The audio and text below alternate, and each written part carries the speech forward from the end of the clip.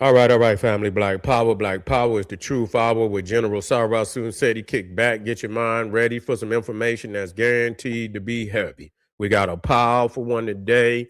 Is the great Sphinx of ancient Egypt 5,000 years older than previously thought?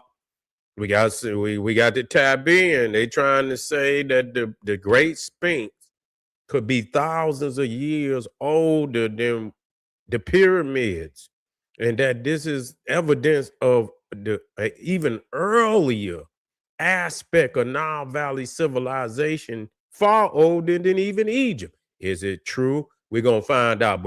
Before we get started, family, I want you to tap into my Patreon. Over 500 exclusive live streams, mind blowing. Click that link at the top of the chat. Also, official General SETI products, DVDs, t-shirts, hoodies, African and Kemetic jewelry, mind-blowing products. Get over there, check me out. You can become a member of my YouTube page, General SETI, Sarah Susan SETI. Go to my home page. You can click the link right there in the chat. Become a member, get access to all type of perks. Also, please get a video a thumbs up, like it because you love it. Share it with your family and friends. Comment, just don't say nothing stupid because you will get banned. Now, how did this come about, or what we talking about? This one guy, I seen the guy, and he was saying that there is some water erosion, like from rain, that's on the Sphinx, the way it's running down the side of the Sphinx. Matter of fact, let me see if I can get this up here. Let me see if I can get this up here so you can see it.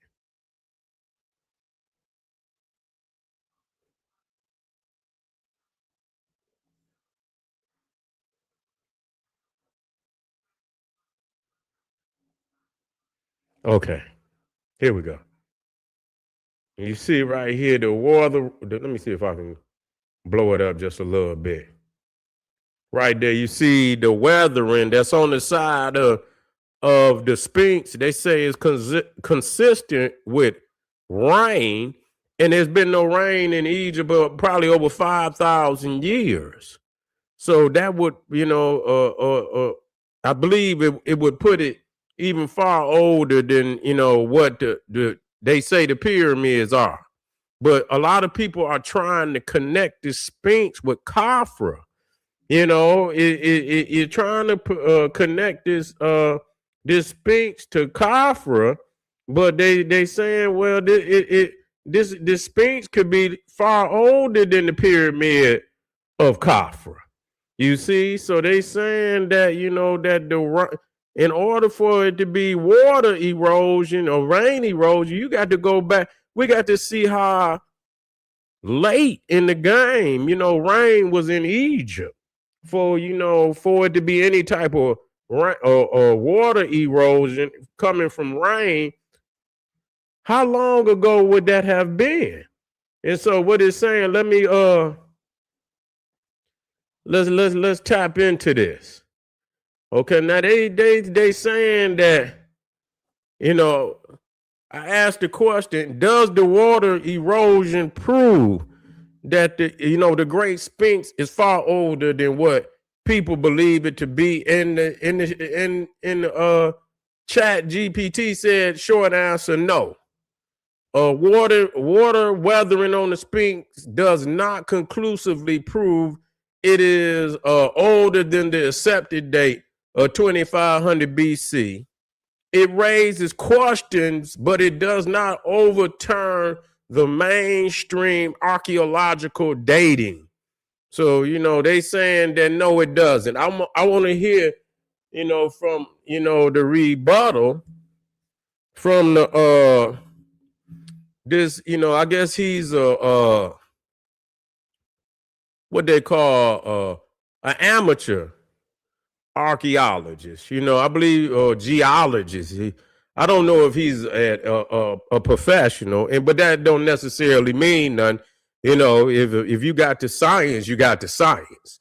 You see, no matter if you got a degree or no degree. So I'm not into just, do you have the evidence? And so I want to hear this guy's rebuttal, because for a long time, he's been pressing them on this issue. And he's a white guy that, been, and I've heard this many years back. So he didn't just start this. I've been hearing about this weathering for probably about 20, 30 something years. So he ain't just started this.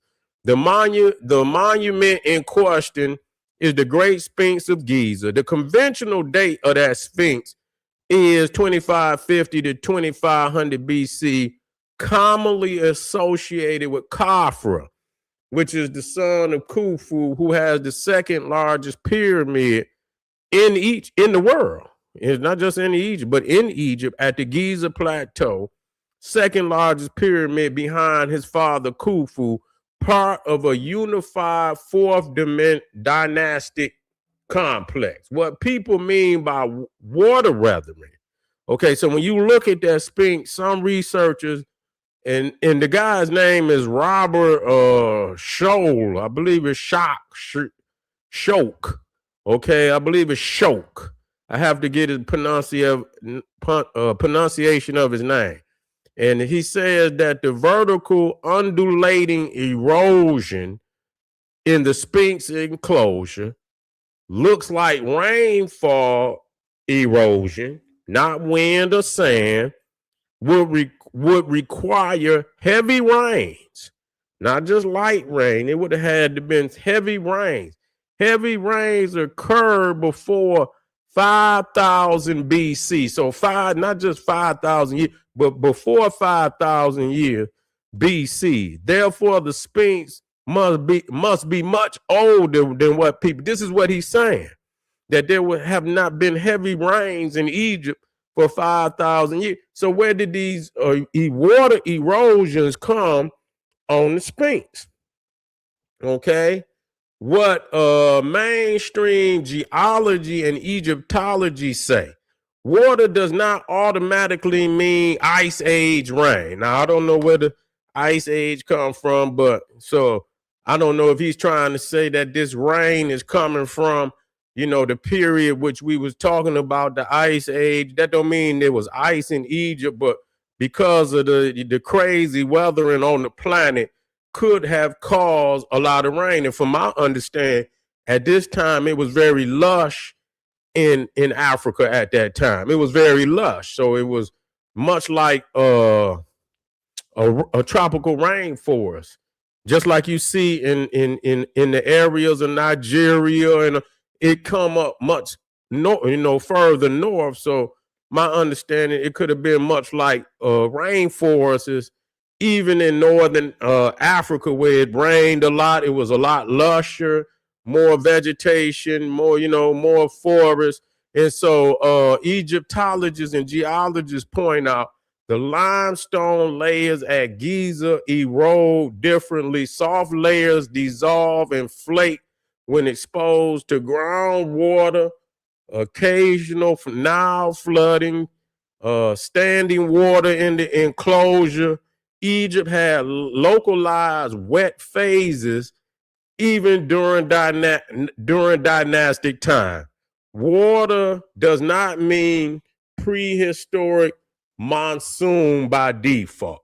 So they saying, yes, it could be some water erosion, but it could be from the Nile flooding and water trapped down in this, because if you know how the Sphinx is built, it's kind of cut down into an enclosure. And so a lot of times, you could imagine if the Nile flooded in that area, that it would get down into that enclosure and it would be trapped. It would have been standing water in that area. And so they're saying that could be a possibility of what could have happened to bring that type of erosion. The Sphinx was buried for much of its history. The Sphinx was repeatedly covered by sand. Sand traps moisture, when the water get in that sand and it dropped to the bottom, and if it does, it probably, it seals it in there. So that could be where the standing water comes from. Moisture causes chemical weathering This produces rounded vertical erosion patterns. This happened after construction, not before it. So they saying that what caused this erosion wasn't before the Sphinx was built, it was after. Well, I mean, whatever, it would still rather it would still would have had been during, even if it was older. You know what I'm saying? So it would have still had to happen at the time of the Sphinx. So I don't know what it was saying by that. Nearby structures even match the same erosion profile. Now, I didn't know that, but I want to look. It said the Sphinx enclosure, Khafre's Valley Temple, the causeways all show similar weathering and are securely dated to the Fourth Dynasty, built from the same limestone layers. If the Sphinx were thousands of years older, erosion profiles would not match so closely. Well, that's a heavy argument. That's a heavy argument. That's a heavy argument. That doesn't mean that the Nile Valley isn't older, but we talking particularly about the Sphinx. And so we can't make something older than what it is if it's not.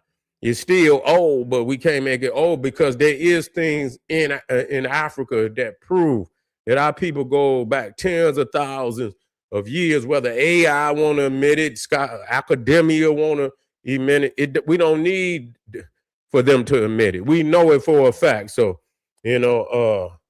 archaeological context matters. Okay, it matters. So the Sphinx is not an isolated object. Quarry marks connected to Khafre's pyramids. The head proportions match Old Kingdom royal iconography. Okay, the head proportions match Old Kingdom royal iconography. No artifacts at Giza predate the Fourth Dynasty. An Ice Age Sphinx would require a lost civilization, missing tools, missing debris, missing settlements. None exist. Okay, none exist. What water weathering actually suggests? The Sphinx shows water erosion. Yes. All erosion is from rainfall. No. Requires Ice Age dating? No. Occurred during dynastic era? Likely. Disproves Fourth Dynasty date? No. So they're saying that this hypothesis or this theory that have been brought up that the Sphinx is older than the pyramids, they saying that science has proven, and we know what that means, because anytime the pale man said that science has proven something, all you had to do is wait 2-3 years later and you will see it'll be something new that change all of that. And I can show you, being in science, that it's never the last story. It's always, all you had to do is wait 3-4 years and it'll be something new that'll pop up and change everything. So why the debate persists? And the reason why it persists because y'all keep lying about everything. The Sphinx is far more eroded than nearby monuments. It was carved from inferior limestone layers. The head appears recarved, likely resized later. Visual erosion looks dramatic and invites speculation, but dramatic erosion does not equal extreme antiquity. That's what they're saying. And so it's just where the Sphinx is located that it receives a lot more water in there, even though the Valley Temple of Khafre is also got a lot of weather. And I believe because the Sphinx sit down a lot deeper in almost like a cavern, but dug out, on a much lower level, that when water get in there, it hit it on a higher level than most everything, because the pyramids are sitting up more on a hill. And Kafra's pyramid, even though it's lower than the pyramid, is a little higher than the Sphinx. So it probably didn't take as much water in, even though it took some water in. And so there was some water erosion on the Valley Temple, but it was more erosion on the Sphinx because it's sitting a lot lower. And so that's what they're saying. Do I believe everything? No, not at all. It's not it's not the end of the debate. Not at all. It's not the end of the debate. Because at the same time, they don't want Egypt to be any older than what it already is. Because, they have given up trying to argue whether it's an African nation. They admit that it's an African nation. They do. You see, and to push that date even further back, even already than what it is. And really, what the dates that they talking about for the Sphinx is really still, when you look at the Great Pyramid, you're not going to make me believe that, they jumped from a mastaba to the Great Pyramid in 300 years. That's not possible. You see, I know that for a fact. I don't care what AI say. Ain't no way you gonna jump from no mastaba made out of no mud brick to a building that's 40 stories strong, high, weighing over 600 tons. Not 600. Yeah, 600. Was it 6 million tons? 6 million tons. Weighing, this pyramid weighs 6 million tons. 40 stories high. You're not going to come from no mud brick mastaba and jump to that in no 200-300 years. Not possible. Not possible. Not possible at all. Don't care what nobody say. And so even that right there, you don't even need the Sphinx, because that pyramid alone show our people had been evolving for the tens of thousands of years at the minimum. You see, in my understanding of what I believe is, much like the Valley of the Kings, and when you look at Abu Simbel, those temples where they carved directly into the mountain. You see, that's what they did. They still had the knowledge, but they were removing the stone, and instead of cutting blocks, they were cutting directly into these mountains. That's what the Valley of and so I believe that's what they were doing first. You see, that's what they were doing first. But because they were, when they cutting down into that mountain, they're still removing stone. So they knew how to cut it. They knew how to move it. But where there was areas where there were mountains, they just cut into. Why would you, but when they got down into Egypt where there were no mountains, when they got down into them lower regions, there were no mountains. So here they reversed the technology, and here they had to cut the blocks, bring them in. And for the first time, they started to build in that, in that fashion. They start to build in that fashion where they would cut the stones and bring them to the area. Then they would construct these temples, these pyramids, but further up the Nile, they just cut off into the mountains. You see that in India too. You see that what is that temple? Cold temple too, where they just cut into the mountain. Even up in Ethiopia, Lalibela, where they cut down into the mountain. This is how they, originally, that was the original architecture. So just because you don't see it, don't mean it's not there. Now they reversing the technology, and they getting, so though you see the pyramid, you see the mastaba, then they developing.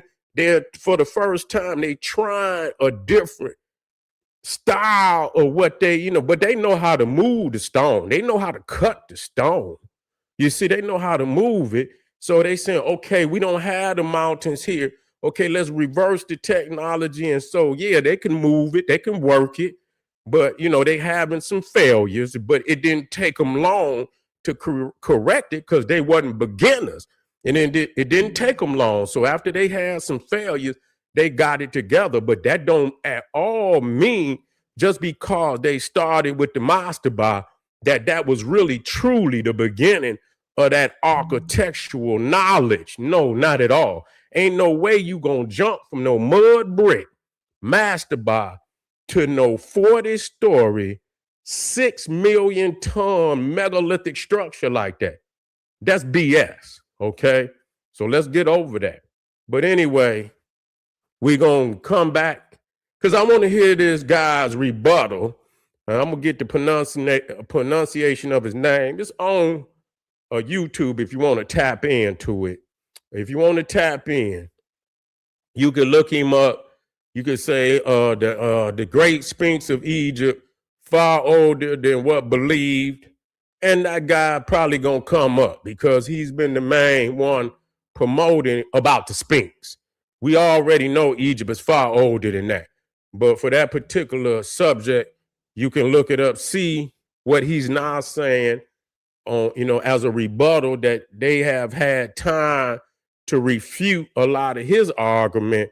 And I want to see what his rebuttal is, to what they have brought, the new information that they have brought forward to refute his earlier arguments.